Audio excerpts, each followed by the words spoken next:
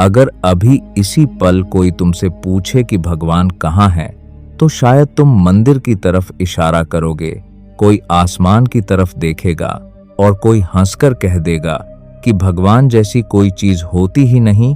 लेकिन जरा रुककर सोचो, अगर भगवान सच में नहीं होते तो इंसान सदियों से उन्हें ढूंढ क्यों रहा है?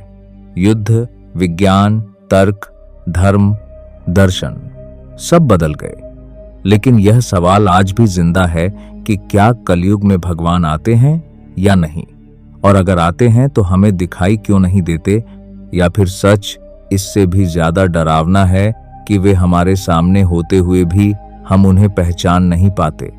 शास्त्र कहते हैं कि कलयुग केवल समय का नाम नहीं बल्कि मनुष्य की चेतना की अवस्था है। एक ऐसा युग जहां आंखें खुली होती हैं लेकिन देखने की शक्ति समाप्त हो चुकी होती है। सतयुग में जहां सत्य अपने चारों पैरों पर खड़ा था और भगवान को पाने के लिए तपस्या करनी पड़ती थी, वहीं त्रेता में भगवान मर्यादा के रूप में आए और द्वापर में नीति और ज्ञान बनकर प्रकट हुए। लेकिन जैसे जैसे युग बदले वैसे वैसे मनुष्य की आत्मा भारी होती चली गई, इच्छाएं बढ़ती गईं, अहंकार मजबूत होता गया और अंत में कलयुग आया जहां धर्म केवल एक पैर पर टिका रह गया, यानी सच सबसे कमजोर हो गया। और यही वह युग है जहां इंसान भगवान से पहले सबूत मांगता है लेकिन खुद को साबित करने की जरूरत नहीं समझता। श्रीमद् भागवत पुराण में लिखा है कि कलयुग में मनुष्य अल्पायु होगा, स्मरण शक्ति कमजोर होगी, रिश्ते स्वार्थ पर टिके होंगे और धर्म व्यापार बन जाएगा। और अगर आज की दुनिया को देखो तो लगता है जैसे शास्त्र कोई भविष्यवाणी नहीं बल्कि लाइव रिपोर्ट दे रहे हों। हर तरफ हिंसा, अन्याय, धोखा, दिखावा और डर है।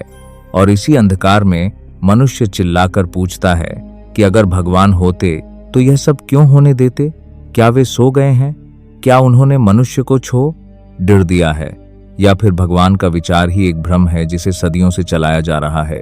लेकिन यहीं से सबसे बड़ा रहस्य शुरू होता है, क्योंकि गीता में कृष्ण ने कभी यह नहीं कहा कि मैं केवल तभी आऊंगा जब लोग मुझे पहचानेंगे, तभी यह संभावनक भान ने कहा।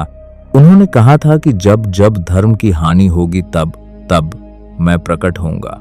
लेकिन उन्होंने यह नहीं बताया कि हर युग में प्रकट होने का तरीका एक जैसा होगा।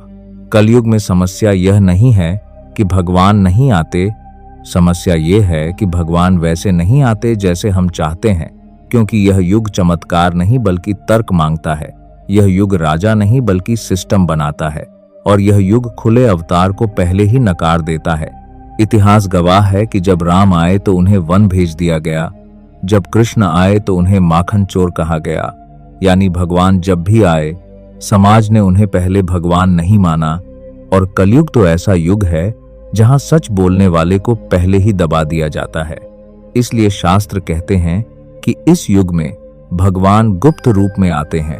वे सिंहासन पर नहीं बैठते, वे शंख नहीं बजाते, वे चमत्कार दिखाकर भीड़ इकट्ठा नहीं करते, बल्कि वे विचार बनकर आते हैं, विवेक बनकर आते हैं। किसी गुरु, किसी पीड़ा, किसी घटना या किसी ऐसे मोड़ के रूप में आते हैं जो इंसान को भीतर से तोड़ देता है, और वहीं से जागरण शुरू होता है। कलयुग में भगवान बाहर नहीं भीतर आते हैं। मंदिरों में कम और अंतरात्मा में ज्यादा मिलते हैं। बहानार आत्मा में घड़ता के कंपन। और यही कारण है कि जो लोग कहते हैं कि भगवान नहीं आते, वे असल में यह स्वीकार कर रहे होते हैं कि उन्होंने कभी अपने भीतर झांकने की कोशिश ही नहीं की। क्योंकि कलयुग में भगवान को देखने के लिए आंखें नहीं बल्कि साहस चाहिए, अहंकार छोड़ने की हिम्मत चाहिए और सच को स्वीकार करने की ताकत चाहिए।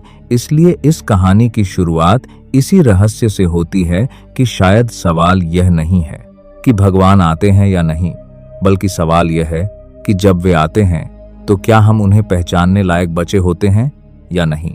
अब जब यह समझ आ चुका है कि कलयुग में भगवान को पहचानना आंखों का नहीं बल्कि चेतना का विषय है, तो सबसे बड़ा सवाल उठता है कि अगर भगवान गुप्त रूप में आते हैं तो उनका प्रमाण क्या है। क्योंकि आज का मनुष्य बिना सबूत कुछ मानता नहीं। लेकिन यहीं पर कलयुग का सबसे बड़ा पैराडॉक्स सामने आता है कि जो भगवान से सबूत मांगता है वही व्यक्ति अपने जीवन, अपने कर्म और अपने अहंकार का कभी कोई सबूत नहीं देता। शास्त्रों में साफ लिखा है कि कलयुग में भगवान शरीर से कम और प्रभाव से ज्यादा प्रकट होते हैं। वे किसी एक नाम, एक चेहरे या एक स्थान तक सीमित नहीं होते, बल्कि वे व्यवस्था को हिलाने, सोच को बदलने और आत्मा को झकझोरने के लिए आते हैं। विष्णु पुराण और भागवत पुराण में कहा गया है कि कलयुग में सत्य सबसे कमजोर होगा और झूठ सबसे ताकतवर, और जब झूठ सत्ता बन जाता है तब भगवान तलवार लेकर नहीं आते, क्योंकि तलवार से शरीर मारा जा सकता है, लेकिन झूठ की जड़ें नहीं। इसलिए वे विचार बनकर आते हैं, चेतना बनकर आते हैं। और यही कारण है कि हर युग में कुछ ऐसे लोग पैदा होते हैं जिन्हें पहले समाज पागल, विद्रोही या खतरा कहता है, लेकिन समय बीतने के बाद वही लोग युग प्रवर्तक कहलाते हैं। बुद्ध, महावीर, कबीर, नानक, इन सबको अपने समय में भगवान नहीं माना गया, बल्कि विरोध किया गया, सताया गया। और यही कलयुग का नियम है कि भगवान जब आते हैं तो भीड़ के साथ नहीं, बल्कि अकेलेपन के साथ आते हैं। कल के अवतार का नाम लेकर बहुत लोग डर फैलाते हैं कि भगवान तलवार लेकर आएंगे और सब नष्ट कर देंगे, लेकिन बहुत कम लोग यह पढ़ते हैं कि कल की अवतार केवल अंत का संकेत है, पूरे कलयुग का नहीं। उससे पहले भगवान मानवता को कई मौके देते हैं, कई चेतावनियां देते हैं, कई संकेत भेजते हैं, और हर संकेत किसी न किसी इंसान के रूप में आता है। कभी किसी गुरु के रूप में, कभी किसी साधारण व्यक्ति के रूप में जो सही समय पर सही बात कह देता है, और कभी किसी ऐसी घटना के रूप में जो इंसान के जीवन को पूरी तरह बदल देती है। गीता में कृष्ण ने यह भी कहा था कि मैं केवल धर्म की रक्षा के लिए नहीं आता, बल्कि अधर्म करने वालों को भी मौका देने आता हूँ। ये इंसान की बात ध्यान करते हैं, और यही कलयुग का सबसे बड़ा रहस्य है कि भगवान यहाँ सजा देने नहीं, बल्कि चयन कराने आते हैं।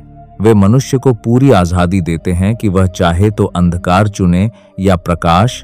इसलिए कलयुग में भगवान को न पहचान पाने का दोष भगवान का नहीं, बल्कि मनुष्य की अपेक्षाओं का है, क्योंकि हम चाहते हैं कि भगवान हमारे हिसाब से आए, हमारी भाषा बोलें, हमारे नियम मानें और हमारे दुश्मनों को सजा दें। लेकिन भगवान कभी भी मनुष्य की सुविधा के अनुसार नहीं आते, वे हमेशा मनुष्य की चेतना को बदलने आते हैं। और यही कारण है कि आज भी जब कोई व्यक्ति बिना स्वार्थ के सत्य के लिए खड़ा होता है, जब कोई अन्याय के सामने झुकने से इनकार करता है, जब कोई लोभ छोड़कर करुणा को चुनता है, तब उसी क्षण ईश्वर उस व्यक्ति के माध्यम से कार्य कर रहा होता है। कलयुग में भगवान मंच पर नहीं आते, वे भीतर उतरते हैं, और जो व्यक्ति अपने भीतर के डर, लालच और अहंकार को देख लेता है, वही इस युग में भगवान को देखने लगता है।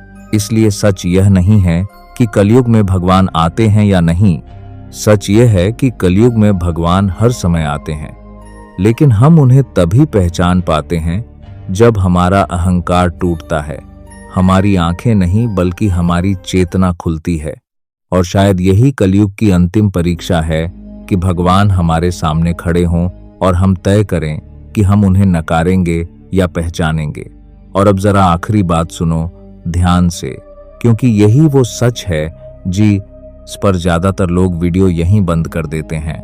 कलयुग में भगवान इसलिए नहीं दिखते क्योंकि अगर वे दिख गए तो हमारा झूठ, हमारा पाखंड, हमारा अहंकार और हमारी सुविधाजनक आस्था सब बेनकाब हो जाएगी। भगवान का न आना कोई कमी नहीं है, बल्कि ये हमारी आखिरी आजादी है। आजादी ये चुनने की कि हम बिना डर के सही बनना चाहते हैं या भीड़ के साथ गलत भ्रष्ट हैं। भगवान इस युग में इसलिए गुप्त हैं क्योंकि कलयुग में सबसे बड़ा पाप अधर्म नहीं, बल्कि सच से भागना है।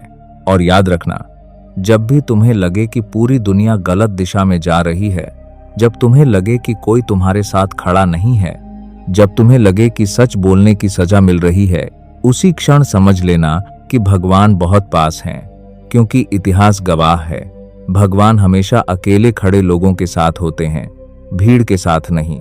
और शायद यही वजह है कि कलयुग में भगवान किसी आसमान से नहीं उतरते, वे तुम्हारे भीतर उठते हैं।